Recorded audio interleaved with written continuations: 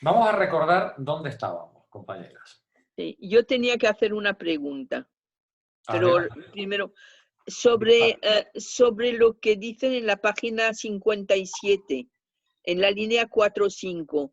Dice, en primer lugar, la gran transformación no habla de capitalismo, sino de una sociedad mercantil con economía de mercado. Sí. Es decir, que va oponiendo esta sociedad mercantil con economía de mercado con capitalismo. Pero ¿cuál es la diferencia? Que el capitalismo es un caso particular de una sociedad mercantil. Vale. Sociedades mercantiles a lo largo de la historia de la humanidad ha habido muchísimas. Ajá. Pero el capitalismo tiene una fecha de nacimiento. El capitalismo nace a finales del siglo XVIII y principios del siglo XIX. Y nace porque dentro de las sociedades mercantiles adopta una forma peculiar. Y esa forma peculiar, dice Polanyi, y lleva razón, ¿no? Esa forma peculiar se caracteriza por la mercantilización de todos los factores de producción. En las sociedades mercantiles anteriores había muchos elementos que estaban fuera del mercado. Por ejemplo, la tierra. ¿En qué página estamos? Sí, los tres que dice Polanyi. Claro. La tierra, el trabajo y no me acuerdo. Y el dinero. El dinero. ¿Vale? Sí, el dinero. El capitalismo se caracteriza por una progresiva mercantilización de todos los factores de producción. Y se puede decir que el liberalismo consigue su objetivo de instaurar el capitalismo como un sistema, como un modo de producción, diría Marx, como un sistema completo, integrado, en el momento en el que es capaz de incorporar la mano de obra, los recursos naturales, la tierra, básicamente, La tierra, sí. y el dinero al circuito de mercancías, ¿no? Ajá. Y eso ocurre, eso tiene fecha. Eso tiene fecha. La mano de obra en Inglaterra se termina de mercantilizar al final del sistema de Spinhamland, ¿lo recordáis quienes leísteis Sí. La Gran Transformación? Cuando, digamos, hacia 1830, hacia 1825, 1830, es cuando se termina de mercantilizar por completo la mano de obra. El dinero empieza a ser, desde 30 o 40 años antes, una mercancía en manos del capital, con la creación del Banco de Inglaterra, con Rothschild y toda esta gente, y la tierra se irá incorporando al mercado capitalista a lo largo del siglo XIX. Recordemos las manos muertas, los procesos de las enclosures. No. Es cuando, eso era antes. digamos, cuando se le quitan las tierras a la iglesia para colocarlas en el mercado de mercancías. La Revolución Francesa lo hace en 1789, Sí. pero el resto de las sociedades capitalistas, tiene un nombre en derecho, que son las amortizaciones. Las amortizaciones.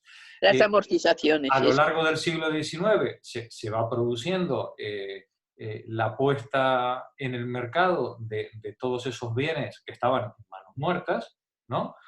Y se va incorporando todo el mercado, digamos, se va incorporando al mercado inmobiliario toda esa enorme cantidad de recursos que antes estaban completamente fuera del comercio. Fuera del mercado, ¿no? Totalmente. Claro. Pero para Polanyi el elemento definitorio es la incorporación de la mano de obra. Sobre todo por los efectos, usando las palabras de Polanyi, los efectos deletéreos que tiene sobre la sociedad la mercantilización del ser humano, ¿no? Como dice, de lo demás podemos discutir, ¿no? Pero de la mercantilización del ser humano tiene unos efectos clarísimos, ¿no? Bueno, pues ¿ha quedado claro, Marí? Sí, el tema? ahora sí. Bueno, Gracias. Gracias a ti, Marí, como siempre, atenta, atenta lectora, desde hace ya muchos años. Bueno, y otra atenta lectora que acaba de incorporarse es Sara. ¿Vale? Sara Ah, es, Sara, sí, pero es que es Sara, de esas seminaristas que cuando te hacen la pregunta dices, de verdad, Sara, a mí me lo vas a hacer.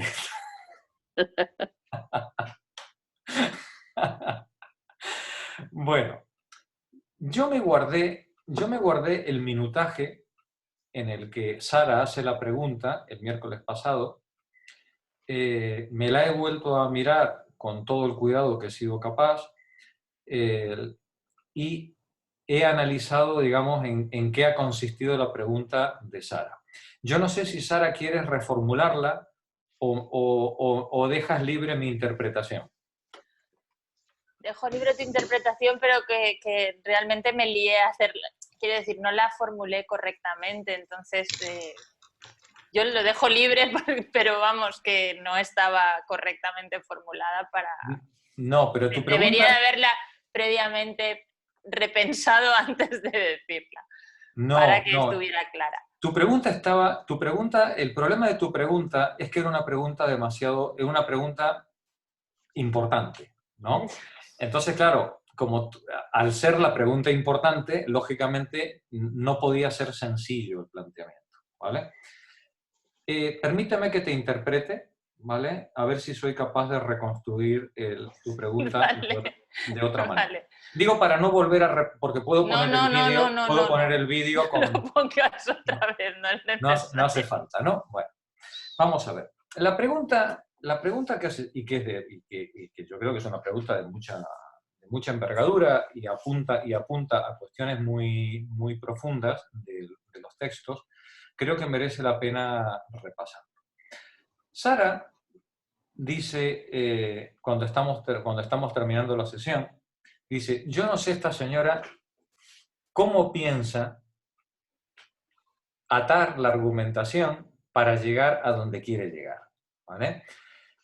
Y dice Sara, Marx intenta hacer una teoría general, mientras que Polanyi, en su texto, apunta a cuestiones históricas concretas del desarrollo del capitalismo. Atar la teoría general a cuestiones históricas concretas, dice Sara, ya la cosa tiene su aquel. Pero es que además, Nancy, en el libro anterior, ha tenido una pelea a muerte con, con, con Judith. con Judith Butler, ¿no? Una pelea a muerte, además una pelea de 15 años, ¿no? Se han tirado peleándose, ¿no? Acerca de si las cuestiones de género asociadas a la identidad sexual o las cuestiones de identidad cultural son reducibles o no a lo económico. Butler defiende en meramente cultural, siguiendo esa cita de los años 60, todo lo personal es político, y Butler dice, perdone, cualquier manifestación de la cultura dentro del capitalismo apuntala al capitalismo, por tanto, las cuestiones reproductivas atañen de forma directa a la estructura económica, y Fraser defiende que no, que las cuestiones de género, culturales, raciales, son cuestiones que están dentro del capitalismo, pero no forman parte de la estructura capitalista. De hecho, tienen una historia previa. Antes del capitalismo había misoginia, antes del capitalismo había homofobia, antes del capitalismo había racismo, ¿no? Sí, por tanto, serán cuestiones relativamente independientes de la estructura económica, por más de que en cierta medida puedan ser funcionales al sistema económico. Y entonces, claro, dice Sara, ¿cómo vamos a llegar a la integración de feminismo, ecologismo y economía, cuando Nancy lleva 2 libros ya diciendo que lo económico responde a una estructura y a unas necesidades relativamente diferentes de lo cultural.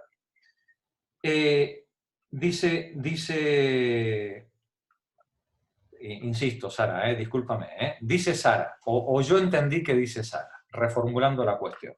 Si resulta que Marx intenta una teoría general del capitalismo, mientras que Polanyi hace un análisis particular histórico de los conflictos sociales que genera el desarrollo del capitalismo, y al mismo tiempo Fraser está sosteniendo que lo económico y lo cultural son relativamente esferas independientes, ¿cómo voy a partir yo de un análisis de Marx para llegar a la necesidad de una acción política concreta que me permita modificar la sociedad? ¿Es así, Sara, más o menos?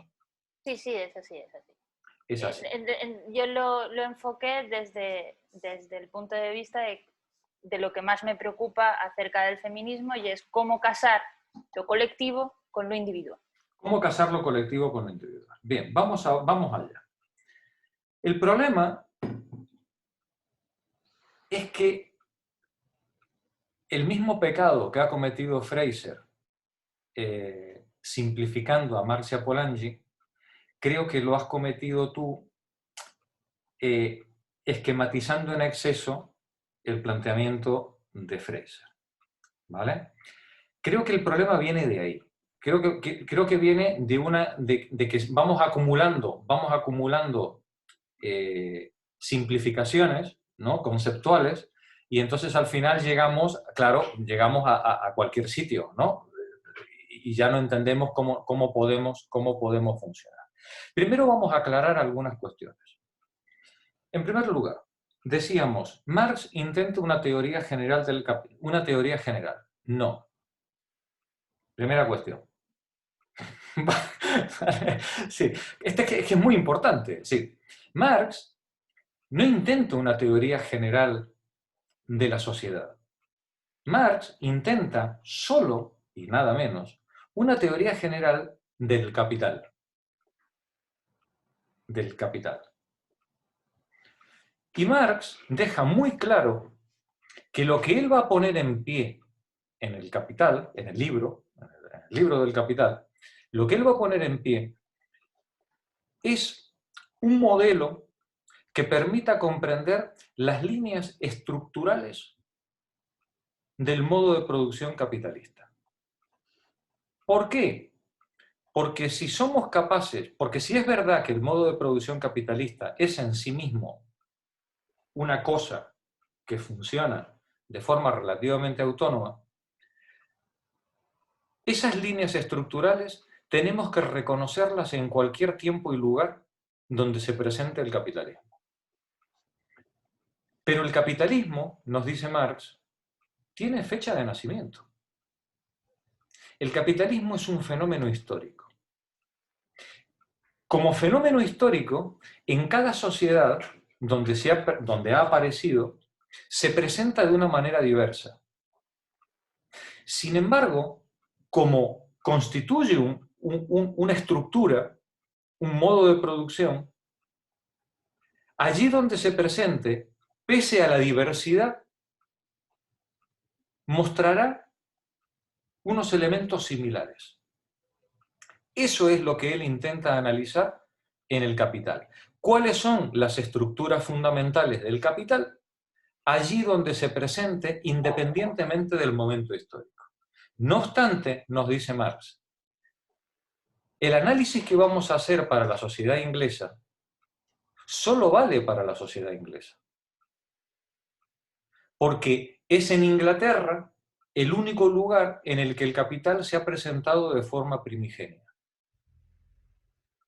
Ahora bien, como se ha presentado de forma original en Inglaterra, el análisis de la sociedad inglesa y del proceso histórico de la sociedad inglesa nos permitirá comprender en sus orígenes y en su forma más elemental cuáles son esas líneas principales que definen el capital. Y una vez que las hayamos definido, podremos ir a ver en otras sociedades si efectivamente esas líneas que hemos dicho que son estructurales se corresponden con las de las otras sociedades por ocultas y por diversas y porque aun cuando adopten ropajes diferentes.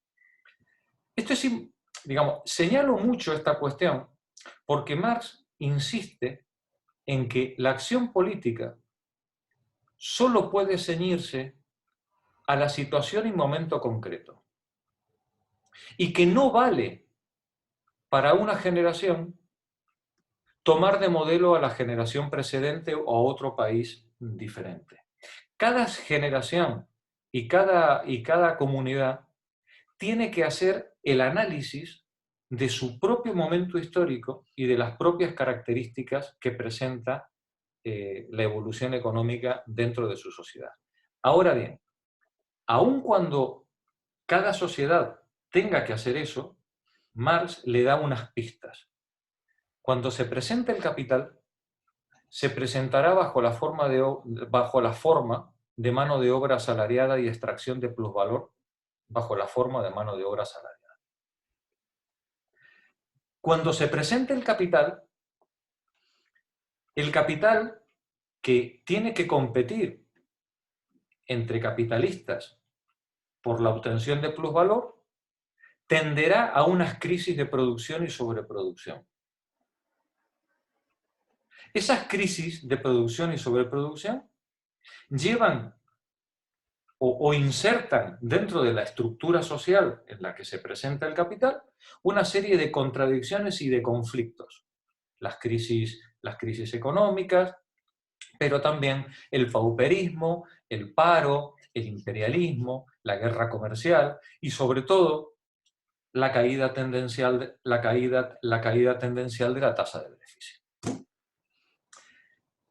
Y esto, dice Marx, no es algo que dependa de los actores, no es algo que dependa de la política, no depende de la voluntad o de la ética de los participantes.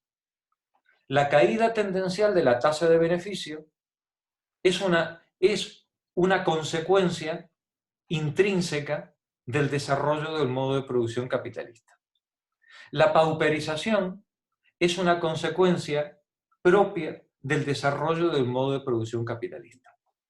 En toda comunidad en la que la mano de obra esté proletarizada y reducida la fuerza de trabajo a mercancía, se producirá una tendencia al desempleo, a la mecanización, hoy decimos a la robotización, de manera que el propio desarrollo del modo de producción capitalista lleva aparejado una serie de consecuencias en lo social y en lo económico que podemos llamar crisis. Pero fijaos que aún cuando Marx está señalando que estas consecuencias son intrínsecas al funcionamiento del sistema, Marx no deja de señalar que el capitalismo es un fenómeno histórico. El capitalismo es un fenómeno que empieza como capital comercial en la Grecia, bueno, ni siquiera en la Grecia, creo que es en los fenicios, empiezan con aquello, ¿no? El capital comercial empieza a funcionar desde hace muchísimo tiempo en sociedades primero con mercado y luego en sociedades relativamente mercantiles, como eran todas estas talasocracias del mar Mediterráneo, ¿no? Del Egeo y del Mediterráneo, pero eran sistemas comerciales, el capital era parte del funcionamiento comercial de estados en los que el comercio era un elemento que estaba incrustado dentro de la sociedad. ¿Qué dice Polanyi? al respecto. Lo mismo, Polanyi nos dice que en la historia de la humanidad, hasta el siglo XIX, no ha habido capitalismo. Ha habido sociedades con mercado más o menos desarrolladas. El capitalismo no se termina de implantar, él no lo llama capitalismo, él lo llama sociedad de mercado. Él dice que el liberalismo en el siglo XIX termina de implantar un modelo de sociedad de mercado en el que el todo social está sometido a los requerimientos mercantiles. Eso es lo que luego, a finales del siglo XIX, vamos a llamar capitalismo. Os lo digo porque tampoco Marx usa la palabra capitalismo, ninguno de los dos, ¿vale? Una cosa es el funcionamiento del capital y otra cosa es el capitalismo, que es un término, un nombre que se le da luego a ese modo de producción con posterioridad.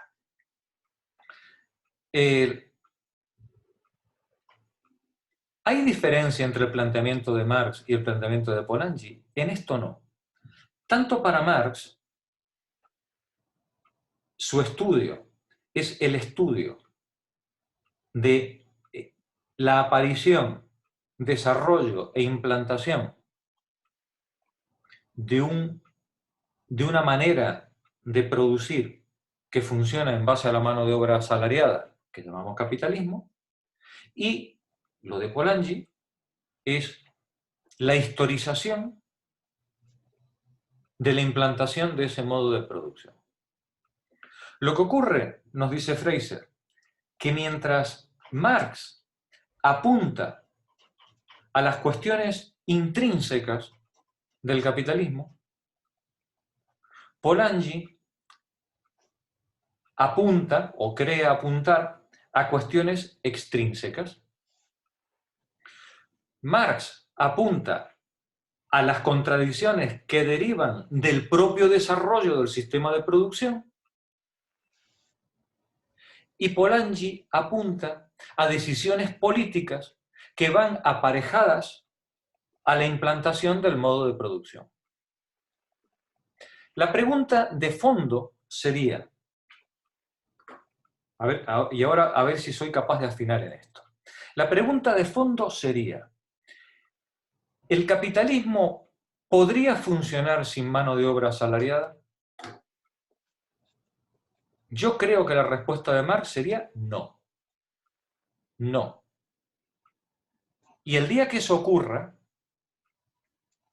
estaremos ante un modo de producción diferente al capitalista.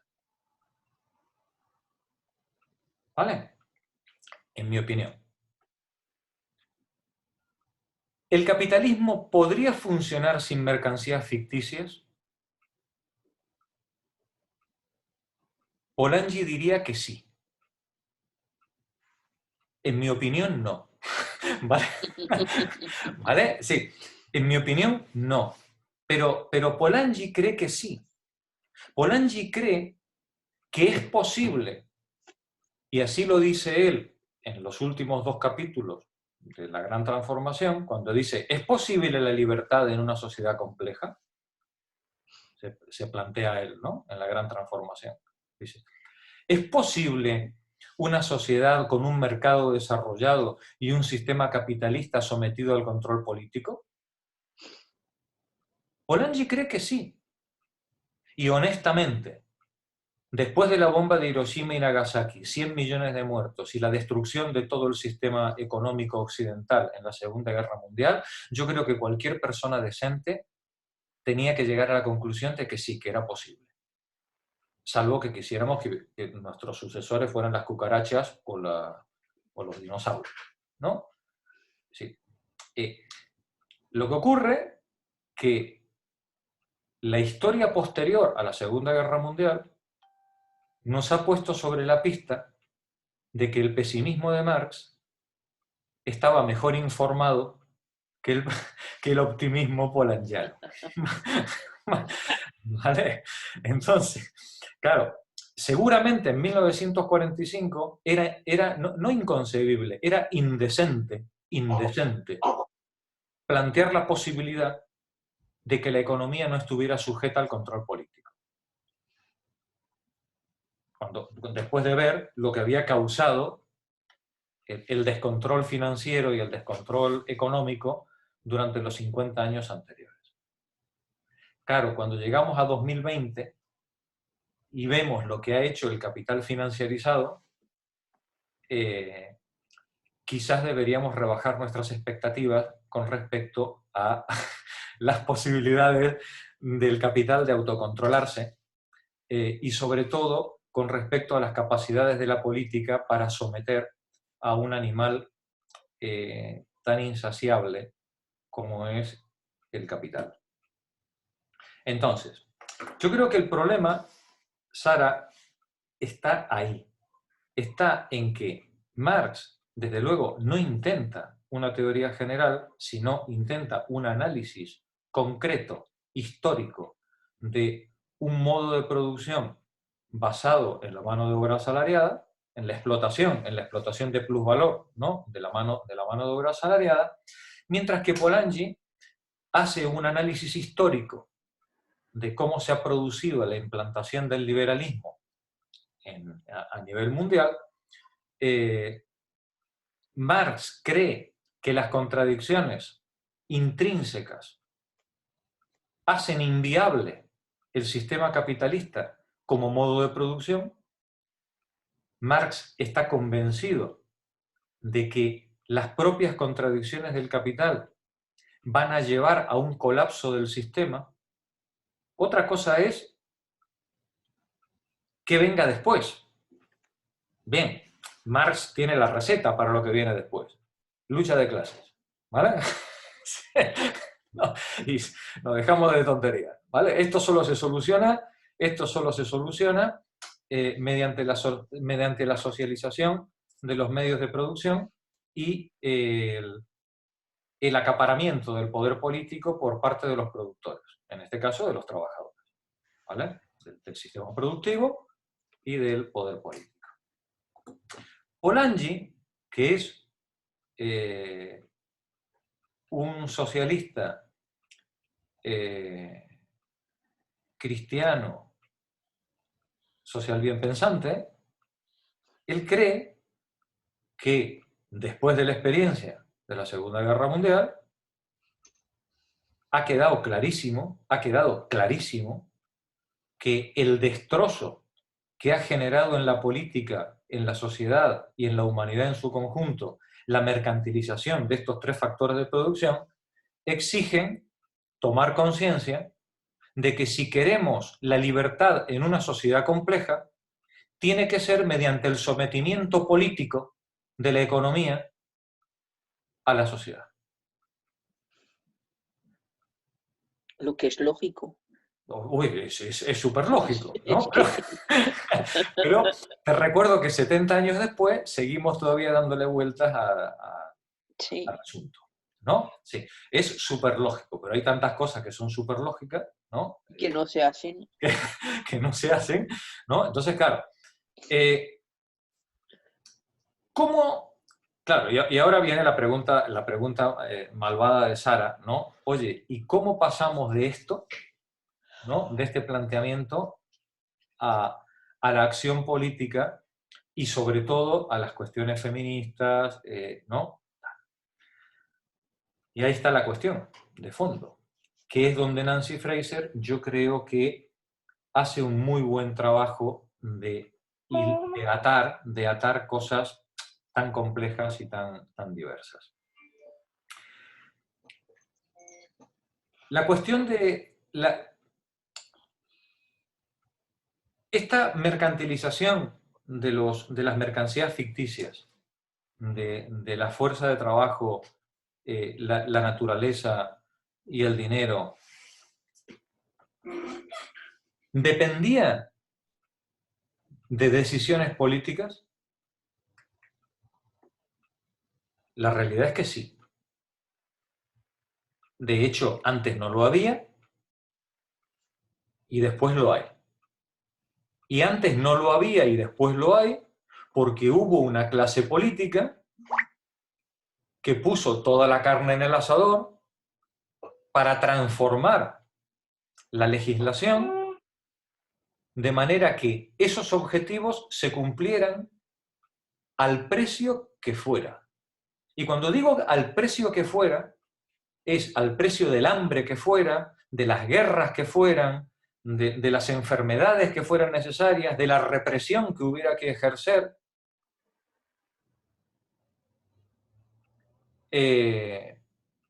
Recordemos que en 1830 Inglaterra utilizó, creo recordar que por primera vez, al ejército británico en la represión de una revuelta obrera.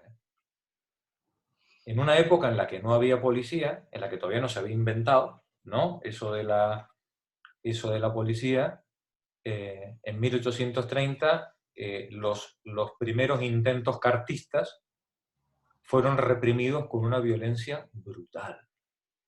El ejército cargó sable y fusil en mano contra los manifestantes, pacíficos, desarmados, en una plaza, y mataron a todo el que pudieron matar. Eso es una decisión política. Eso no son contradicciones internas del capital. No. Ahí hubo unos señores, unos jueces, unos políticos, unos diputados, ¿no?, unos landlords, que tomaron la decisión de reprimir, de matar, de asesinar, de acobardar por el miedo. Pues bien, si se pudo hacer, se pudo no hacer. ¿Sí?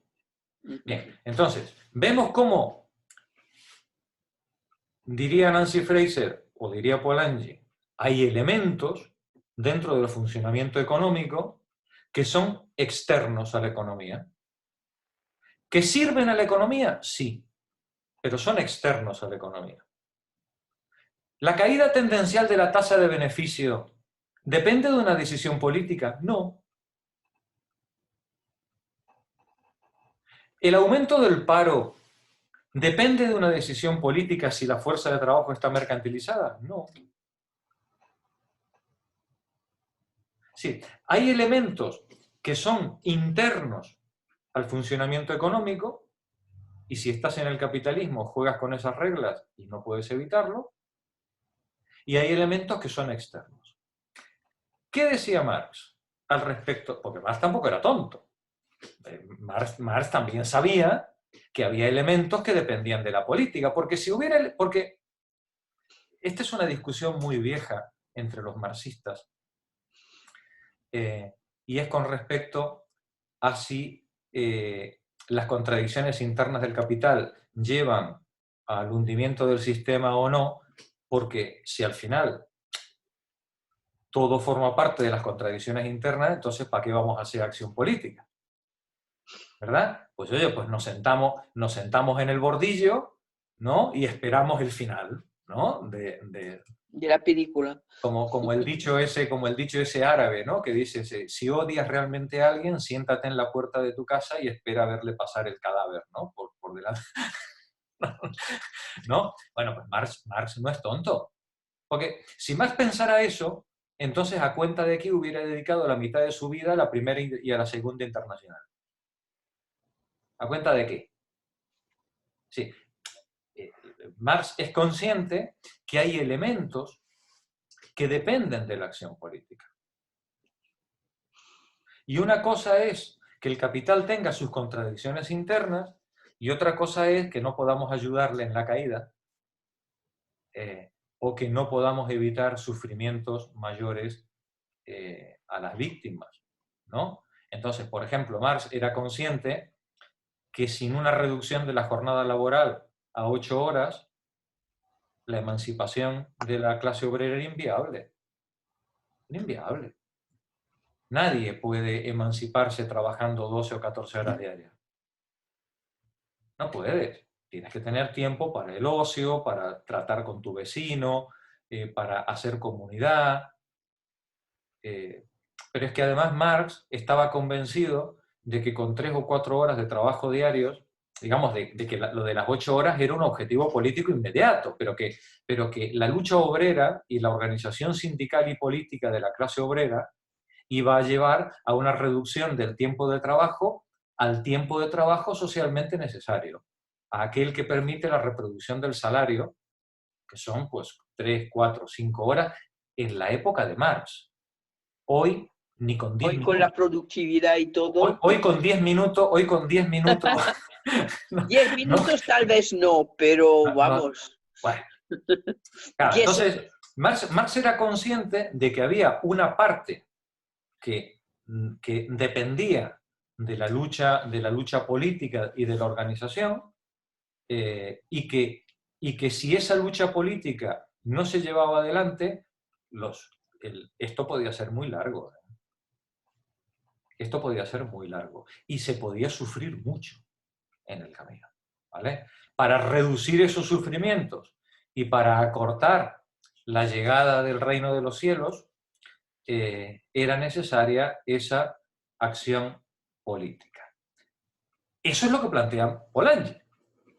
Al final, Polanyi no está planteando una cosa diferente. Es decir, Polanyi está diciendo que estas contradicciones generadas por la mercantilización de estos tres factores de producción llevan aparejados unos sufrimientos que tienen por consecuencia una reacción. ¿Por qué? Porque ninguna sociedad se presta al suicidio. Cuando el capital, de forma salvaje, interviene en la naturaleza, socavando las condiciones naturales de posibilidad del propio capital, el capital se tiene que regular. Cuando el capital socava las condiciones biológicas de supervivencia de la especie humana, al final la sociedad reacciona, ¿no? Y cuando el capital interviene sobre la economía, mercantilizando el dinero y extrayendo plusvalor, sin producir, mediante una economía ficticia como es la economía financiera, pues antes o después la sociedad tiene que reaccionar. Y se producen contramovimientos. Esos contramovimientos actúan políticamente, poniendo frenos al capital. Y uno dice, ¿y qué decía Marx al respecto? Lo mismo. Cuando Marx pedía o decía que la clase obrera tenía que luchar por las 10 horas semanales, por las 10 horas diarias de trabajo o por las 8 horas diarias de trabajo, ¿qué es lo que dice Marx? Que eso solo se puede hacer, cito textualmente palabras de Marx, solo se puede hacer mediante leyes coercitivas del Estado. Tú no puedes dejar, dice Marx, tú no puedes dejar al arbitrio de los participantes la decisión de si van a trabajar más o menos horas o si la empresa va a producir más o menos horas. No puedes hacerlo, porque las leyes de la competencia no le permiten a los participantes elegir las reglas de juego. Para que las leyes de la competencia puedan permitirle a los participantes elegir las reglas de juego, esas reglas de juego tienen que decidirse políticamente. Es el Congreso de los Diputados quien tiene que decir por ley cuál es la jornada de trabajo. Y con esa jornada de trabajo determinada por ley, entonces las leyes de la competencia harán pues, que los distintos capitalistas vean pues, cómo son capaces de producir más o ganar menos con esas 8 horas de trabajo que se acaba de decidir por ley. Pero esa decisión no puede salir del capital, porque el capital solamente está abocado a la expansión continua del capital. Y si está abocado a la expansión continua del capital, el capital necesita expandir la jornada de trabajo, no contraerla. Cuantas más horas mejor, cuanta más productividad mejor. Eso, dice Marx, solo se puede reducir por ley. Bien, Polanyi dice lo mismo. Eso solo se puede hacer por ley. Esos contramovimientos que señala Polanyi generan alianzas transversales. Hablábamos la semana pasada del concepto de transversalidad en Polanyi, que es complejo, más que complejo, es difuso, no está, o por lo menos yo no lo he leído no he tenido la agudeza visual para dirimirlo bien, pero digamos, Polanyi viene a decir que solo triunfan los contramovimientos que son capaces de trazar alianzas transversales. Alianzas que sean capaces de atar los intereses de una parte de la sociedad con las expectativas y necesidades de otra parte de la sociedad. Entonces es cuando el contramovimiento adquiere la masa crítica que le permite imponerse políticamente a la estructura económica. Eso mismo, creo yo, es lo que dice Nancy Fraser.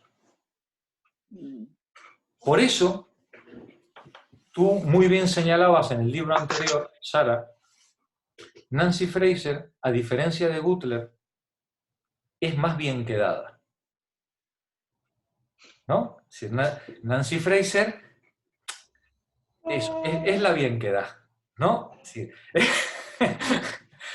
Pero lo digo bien, lo digo con cariño, no me estoy burlando, ¿vale? De ella. Es decir, creo que Nancy Fraser, como tiene un proyecto político en la cabeza, y un proyecto político muy claro, ¿no? Ella sabe, es consciente de que ese proyecto político, en este caso la lucha contra la homofobia, las minorías sexuales, las minorías raciales, la explotación periférica, todo esto, ¿se puede resolver? Sí. ¿Se puede resolver dentro del capital? No. ¿Se puede resolver políticamente? Sí. Pero para resolverlo políticamente es necesario crear masas críticas suficientemente transversales como para que el sentido común de la época imponga la necesidad de medidas coercitivas, ahora usamos las palabras de Marx, medidas coercitivas del Estado que impongan a los participantes unos límites.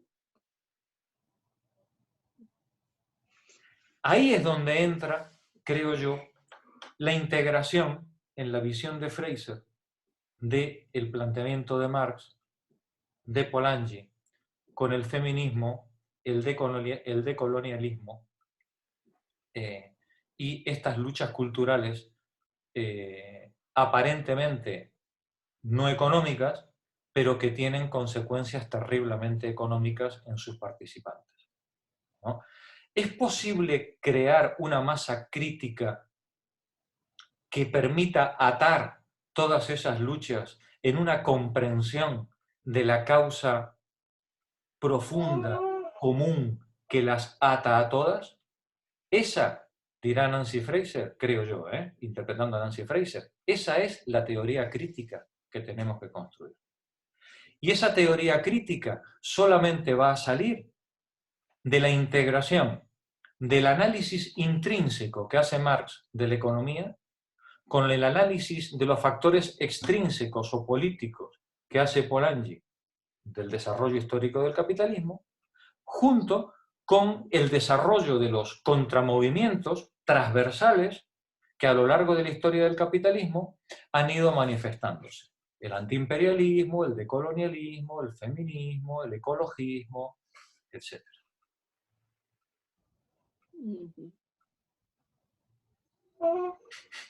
Y lo dividen, entonces no cuenta para nada.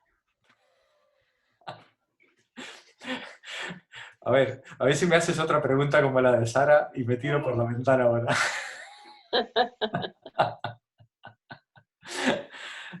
A ver, hablad vosotras.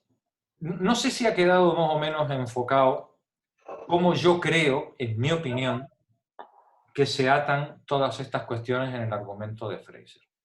Yo te agradezco profundamente el enfoque. Yo no había enfocado tanto la pregunta. En absoluto. Espero que efectivamente podamos llegar ahí, podamos llegar a ese engranaje que parece ser que es lo que pretende.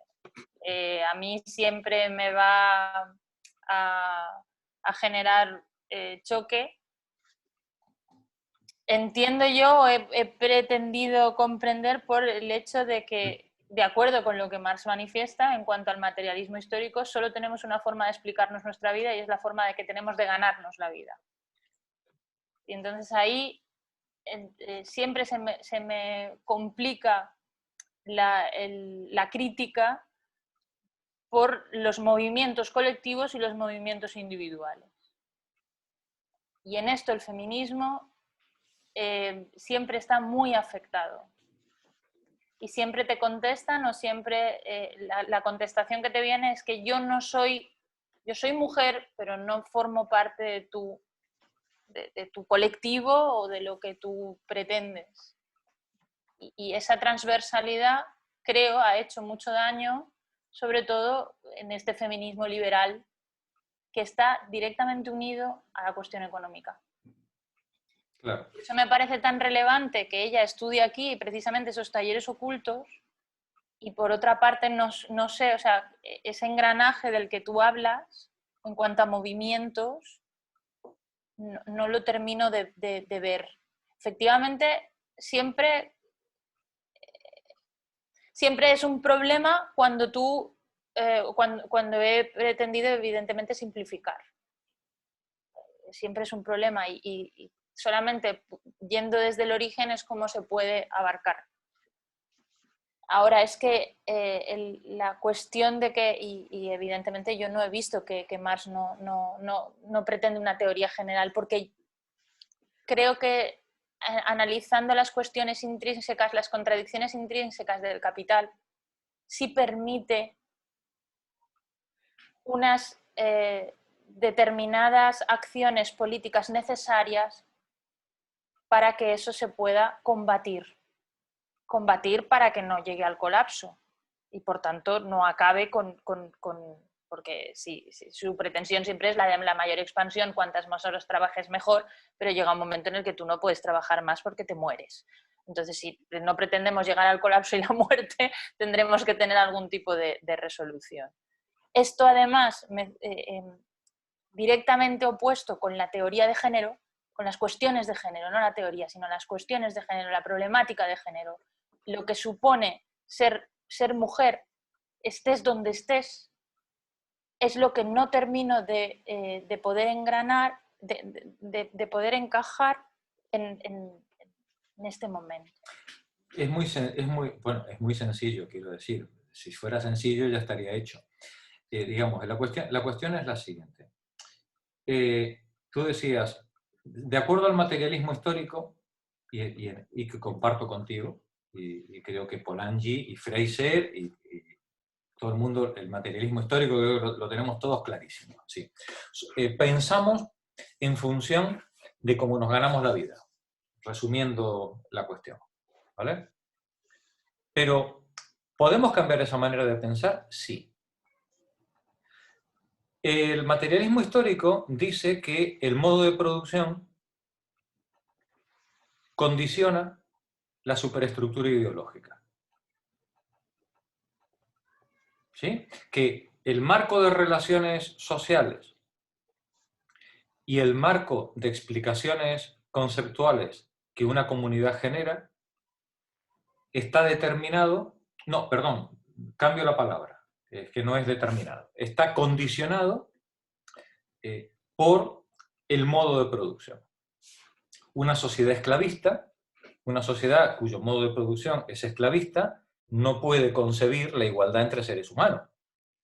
No puede. El día que cuando si entra en contradicción directa, la ideología, entraría en contradicción directa la ideología con el modo de producción. Con los seres humanos pasa lo mismo. Ningún capataz de esclavos cree que el esclavo está siendo explotado.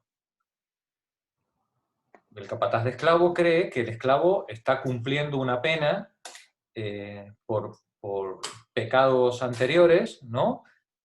Por los cuales él está obligado a formar parte de esa actividad disciplinaria. Ni te digo el señor que se dedica a aplicar la pena de muerte. El señor que aplica la pena de muerte tiene que pensar, para volver a su casa y no suicidarse, tiene que pensar que lo que está aplicando es que él es un instrumento de la justicia. Un instrumento de la justicia y que él, si realmente quiere ser justo y quiere ser un buen ciudadano, él tiene que cumplir con su trabajo, que es apretar el botón o poner la inyección. ¿Vale? Sí, todas las personas necesitamos volver a nuestra casa y sentirnos reconfortados con la imagen que nos devuelve el espejo. Pero además, todas las personas necesitamos salir a la calle y sentirnos reconocidos por nuestros vecinos. De hecho, el gran aporte de Polanyi a la antropología es este, precisamente. No la gran transformación. La gran transformación se ha puesto de moda ahora por este capitalismo desaforado. Pero el gran aporte de Polanyi es la formalización de que el móvil principal que mueve a los seres humanos a lo largo de toda la historia de la humanidad es el reconocimiento. Lo que ocurre que en las sociedades precapitalistas el reconocimiento se puede hacer por hazañas corporales, por cacería, por matar al león, por ser el mejor orador, tal. Y en el capitalismo el reconocimiento se consigue por la acumulación de dinero. Cuando nosotros vemos al vecino y decimos, uy, qué buen vecino tengo, es porque tiene un coche bueno. ¿No? ¿Qué diferencia hay? ¿Qué diferencia hay entre un moro y un árabe? El petróleo, ¿no? Claro, ¿no? Lo que distingue y qué distingue a un subsahariano de un jugador de la NBA. La cuenta corriente, ¿no? Es decir, en lo demás pueden ser los dos igual de piadosos, buenos padres de familia, todo lo que tú quieras, pero lo que los distingue es la cuenta corriente. En el capitalismo es así. En el capitalismo el reconocimiento se obtiene por la acumulación de capital, por la acumulación de beneficio. ¿Qué ocurre en la sociedad actual? ¿Cómo metemos estos intereses que están basados en la acumulación de capital?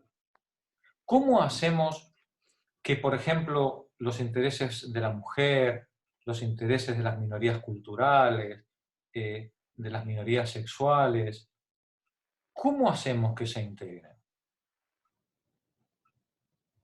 Mediante una teoría crítica que le permita a los participantes darse cuenta de que lo que ellos están percibiendo son fenómenos que responden a una causa común.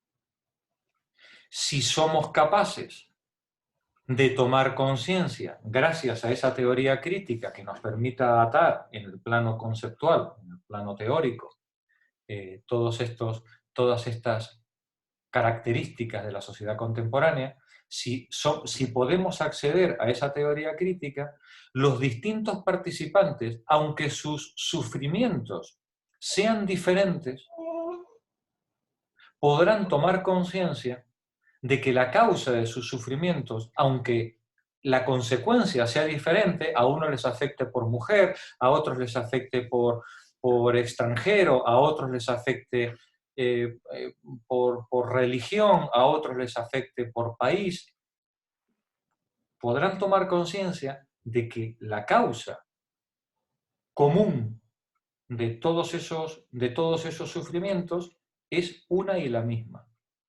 Y que esa causa común se manifiesta de forma diferente en los distintos colectivos según el capitalismo va actuando sobre ellos.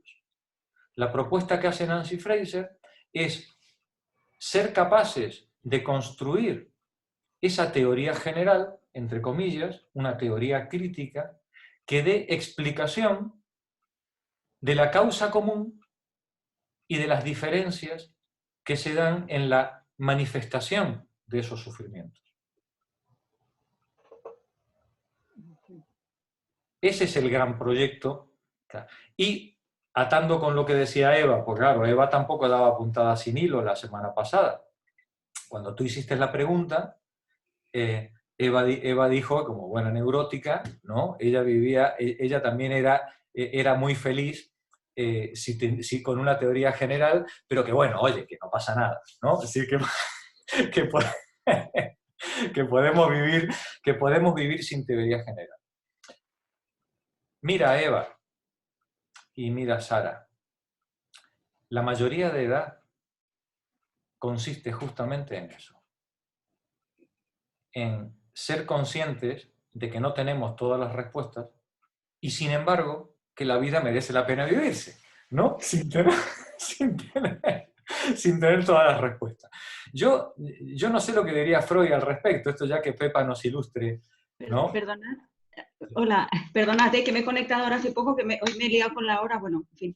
Que es que ahora que has dicho eso, me ha venido a la cabeza una frase de Lacan, que es buenísima, si no me equivoco, Pepa me corregirá, que es que la vida, dice, no, la vida no tiene ningún sentido. Dice, pero hay muchas cosas para hacer. Hay mucho, claro, muchísimo. O sea, un poco que hay que apañarse con lo que... Claro. Vamos a pasarlo bien con lo que haya, ¿no? O sea... Claro. Es decir, hay tanto para hacer que tampoco nos vamos ahora a agobiar porque no tengamos el plan. No, pero efectivamente, es decir, la teoría crítica no puede ser más que un horizonte, pero la acción política no puede esperar a que tengamos ese horizonte. La acción política exige que hoy, ya hoy, con lo que tengamos en la mano, hagamos lo posible por mejorar nuestro entorno. Pero seamos conscientes que aunque no lo podamos explicar, existen suficientes razones como para confiar en que estas distintas expresiones del sufrimiento que nos rodean tienen una causa común. Bien, vamos a trabajar en esa dirección y vamos a tratar de tejer alianzas, dirá Nancy Fraser, vamos a tratar de tejer alianzas transversales, aún cuando no lo tengamos todo claro. Entre otras cosas, porque, y volvemos a retomar a Marx, no hay teoría sin praxis. La teoría se construye haciendo. Caminante no hay camino. Efectivamente. Muy bien. Ahí tenemos a Serrat. Efectivamente. Se hace camino al andar. Se hace la teoría haciendo política. Y se avanza en la construcción de esta transversalidad no pensando. Pensando y haciendo. Sí, pensando podemos seguir pensando 5.000 años más. ¿Vale? Sí, es pensar y hacer. Pensar y hacer. Sabiendo que nos vamos a equivocar, por supuesto, pero que no nos pese. Porque el que más se equivoca es el que no hace, ¿no? Diría Nancy Fraser. Hay que hacer e ir avanzando en esas líneas transversales. Yo comprendo, Sara, que claro, que aspirar a una teoría general es utópico, creo que Nancy Fraser también lo sabe, de hecho, Marx lo sabe. Marx es consciente que la última filosofía general que ha habido es la de Hegel. Y después de Hegel, queridas amigas, se acabó, ¿eh?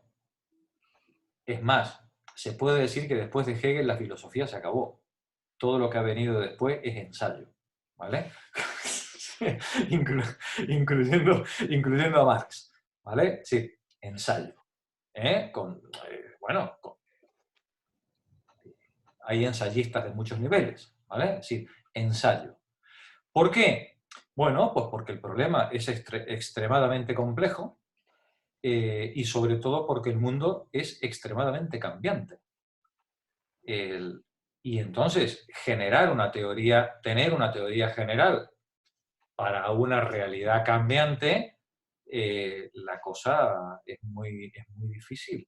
Pero eso no pero eso no puede detener la política. La política tiene que seguir funcionando y tiene que seguir generando teoría que permita prever y corregir el tiro permanentemente. Prever, formular hipótesis, someterlas a ensayo y error por la vía política y corregir el tiro en la siguiente generación una y otra vez, en la línea que buscamos. ¿Cuál es esa línea? Pues la línea de la emancipación. La estrella que marca el rumbo la tenemos. Lo que nos ¿Puedo hace hacer un falta es... comentario, Jorge? Sí, adelante, Mario. Vamos a ver, yo es que esto lo interpreto en términos ideológicos. O sea, cuando se habla de teoría general, yo lo asimilo a una ideología. ¿Que para qué sirve? Pues yo lo tengo claro, para interpretar el pasado, para analizar el presente y predecir el futuro. Eso de predecir el futuro no en plan mago, ¿no? Sino en plan de unos instrumentos que más o menos pueden ver por dónde pueden salir los tiros y los tiros. Y ahí Polanyi sí que hace una interpretación del pasado, de la historia del nacimiento del capitalismo en Inglaterra, pero esa interpretación no la hubiera podido hacer sin el aparataje ideológico del marxismo. Claro, por supuesto. Entonces está supeditado a eso. O sea, Claro. lo de Marx sí que es una ideología o una teoría general, lo de Polanyi no. Lo de Polanyi es, digamos, una interpretación, o sea, una interpretación del pasado a su modo, cogiendo el instrumento ideológico de eso. Eso por una parte. Por otra, esto de, digamos, en los movimientos transversales, eso está claro, tienen un efecto multiplicador, pero yo no lo acabo de ver, puesto que son movimientos tan contradictorios, o si logran una alianza transversal para una cosa coyuntural, a los días saltan por el aire, porque son sumamente contradictorios. Y ahí, si la base del conflicto en el marxismo, digamos, que era lo económico, añadir lo cultural, pues ya eso es muy sui generis, ¿no? ¿Me entiendes? Eso está sujeto a múltiples intereses. Entonces... Sí, pero es lo que hay. ¿Qué vamos a ver, Mario? Es que claro, si no fuera así seríamos abejas, ¿vale? Es que la realidad nos fastidia la teoría muchas veces, a mí también. Sí. O como decía el dicho, había una frase muy buena que decía, dice, siempre hay un feo hecho que estropea una hermosa teoría, ¿no? Sí, pues ¿qué le vamos a hacer? Sí. ¿Qué le vamos a hacer? Ese es el mundo en el que vivimos, ¿vale? Lo que ocurre es que ese mundo en el que vivimos, es que tendríamos que hacer alguna disquisición un poco epistemológica previa. Permitidme que dé un paso atrás, ¿vale? Y además freudiana, o lacaniana, si os gusta. Los seres humanos nacemos en un mundo preexistente. A nosotros nadie nos pide permiso para nacer. En términos heideggerianos, somos arrojados al mundo. ¿Vale? Llega nuestra madre, nos pare, y aparecemos por ahí en un mundo en el que nadie nos ha preguntado si queremos venir, ni cuál es la clase social a la que queremos pertenecer, ni en qué lugar del planeta vamos a vivir. Nos expulsan ahí al mundo, nos tiran en medio del planeta y encima además nos dicen, eres libre, te dicen, ¿no?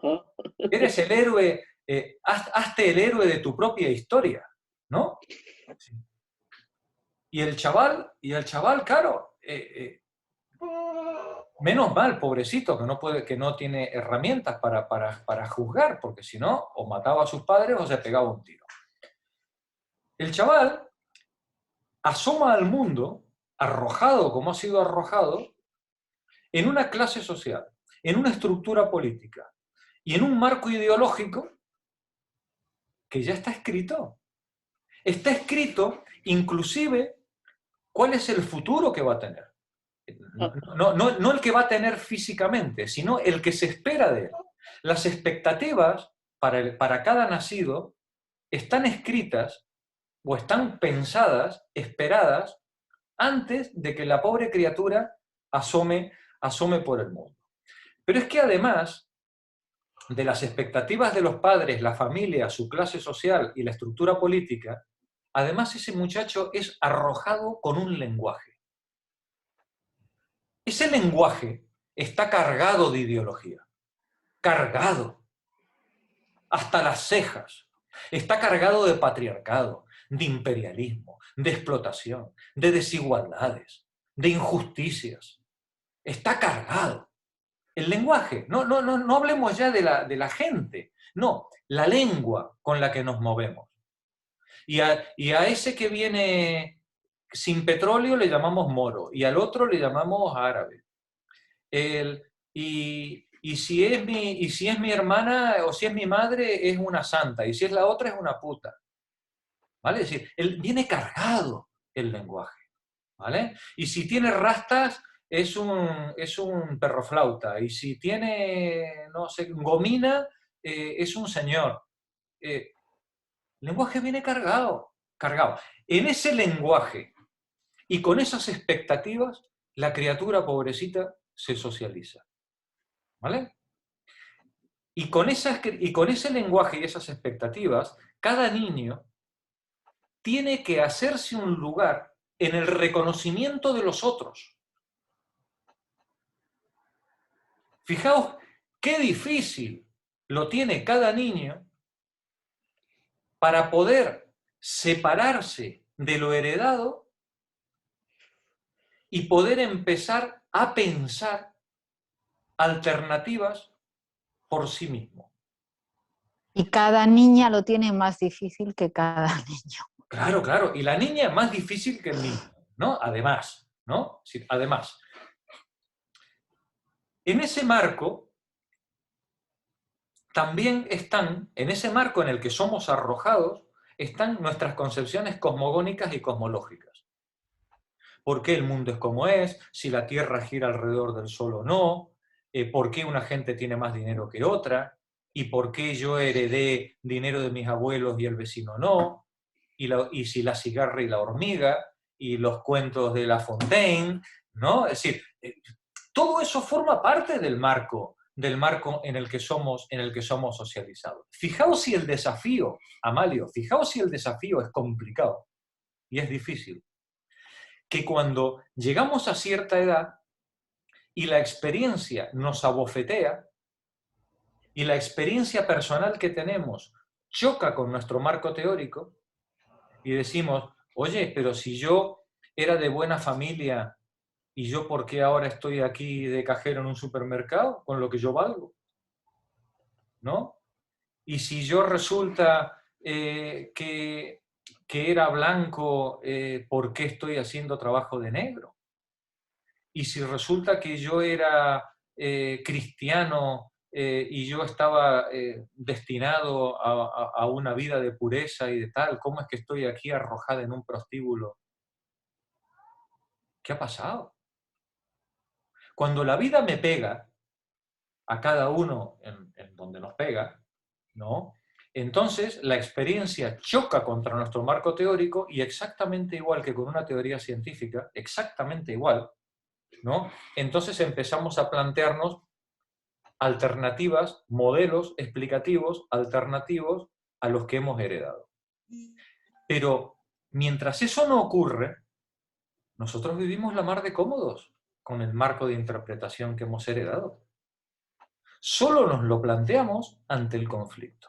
Y en el conflicto, entonces empezamos a decir, El marco que me contaron mis padres, mis profesores, mi sacerdote, resulta que no es suficientemente bueno. Aquí hay cosas que no están claras.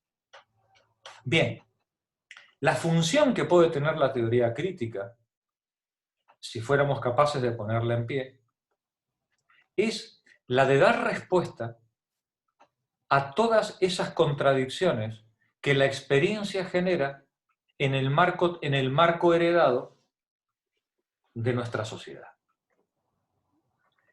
Pero no podemos acceder a eso desde la nada. No existe, como diría Rawls, un plano de inocencia, de ignorancia, desde el que podamos acceder a la teoría crítica. Estamos condenados a avanzar hacia esa teoría crítica desde nuestro marco erróneo anterior. Estamos condenados a avanzar hacia la iluminación, podríamos decirlo, desde la oscuridad a la que hemos sido arrojados. Por tanto, el proyecto de teoría general siempre será utópico, siempre, necesariamente, porque para llegar a él tenemos que llegar desde donde estamos. Y donde estamos es un lugar naturalmente contaminado. No existe punto de partida puro desde el que poner en pie ninguna teoría nueva. Ninguna. Toda teoría nueva siempre arrancará desde la contaminación heredada que nos ha precedido. Y eso, como decía Eva, es lo que hay. Al que no le guste, pues ahí tiene la ventana. Pues... María José, no sé si tú a lo mejor de esto sabes más que yo qué sé. No, estoy de acuerdo totalmente. No existe el punto de vista desde ninguna parte, o sea, ese punto de vista que se espera siempre a ver, pero bueno, hay un libro de Thomas Nagel, ¿no?, que dice esto, el punto de vista desde ninguna parte, pero no existe. Desde ninguna parte, no existe. Bueno, es curioso por lo que has dicho de Rawls, que Rawls, para elaborar la teoría de la justicia, tiene dos principios que son muy interesantes. O sea, lo que dice es que los seres humanos nos tenemos que poner para poder definir los principios de justicia bajo un velo de la ignorancia, ¿no? El velo de la ignorancia. Pero el velo de la ignorancia sí que te permite que tengas unas ideas básicas sobre lo que es una sociedad bien ordenada y justa, pero lo que hace es que no tengas idea de qué posición vas a tener tú en la sociedad. O sea, tú no sabes si vas a ser rico o pobre, favorecido o no, si discapacitado, etc. Pero en ningún momento Rawls dice que no sabes si vas a ser hombre o mujer. Eso no, Rawls no lo dice. Dice otras muchas. Y entonces desde ese punto de vista como epistemológico habría que definir los principios de justicia, que él cree que es evidente que todos diríamos, si tomáramos decisiones bajo el velo de la ignorancia, llegaríamos a los mismos principios de justicia. Eso yo no lo tengo tan claro. No, que todos fuéramos a coincidir en que claro, son esos, son los que él dice. Claro. Bueno. Porque inclusive un criterio como el maximin, que es la maximización, el maximin es uno de los criterios estándar, ¿no?, que dice que deben beneficiarse aquellas alternativas que beneficien a los más desfavorecidos, ¿no? Es decir, el principio de la diferencia, sí. El principio de la diferencia, ¿no? O sea, el primer principio es el de la libertad, todos iguales en el máximo número de libertades, claro. Y el segundo es el de la diferencia. Se aceptan las diferencias siempre que beneficien a quienes están en peor situación. En peor situación. Pero fíjate que, por ejemplo, lo que tú señalabas antes, la diferencia entre hombre y mujer no se considera. No. Ni extranjero o nacional. Claro, ahí tiene, claro, seguramente si trajéramos a Rawls a esta discusión, Rawls diría, hombre, eso se cae de maduro. Sí, se cae de maduro, pero no lo dijiste. Exacto. ¿Vale? Es decir, lo que quiere decir que hasta que la realidad no nos pega, no tomamos conciencia del problema, ¿no? Antes decía Pepa, decía, si eres mujer, peor que si eres hombre. Claro, claro. Pero para darte cuenta tienes que ser mujer, Sí. ¿no? ¿No? Los hombres llegamos a esto previa tarea intelectual. Vosotras no, vosotras lo experimentáis, ¿no? En carne propia, ¿no? Bueno, vemos todas las dificultades que tiene el tema. Por eso creo que es importante ser consciente de que el proyecto que plantea Nancy Fraser no es un proyecto utópico, es un proyecto político. Es un proyecto político en el que teoría y praxis van desarrollándose de la mano una a la otra, construyendo, ¿cómo diría un griego antiguo, un griego clásico? Arrojando luz sobre el camino que tenemos delante. Es decir, la acción política es una acción que se puede sintetizar en un ser humano con una vela por delante, iluminando el camino. Y solamente puede arrojar luz sobre el camino que va pisando. No hay más. Y a medida que va pisando y va arrojando luz, puede ir recomponiendo un mapa mental, por supuesto, absolutamente mental. Él no tiene ni idea de dónde está. Este ser humano no tiene ni idea de dónde está, pero él con la vela va iluminando dónde está y va más o menos haciéndose un mapa y diciendo, pues esto debe ser más o menos así, y construyéndose un modelo con el que poder explicar su realidad. Ese modelo es la teoría crítica. Bienvenidas, compañeras.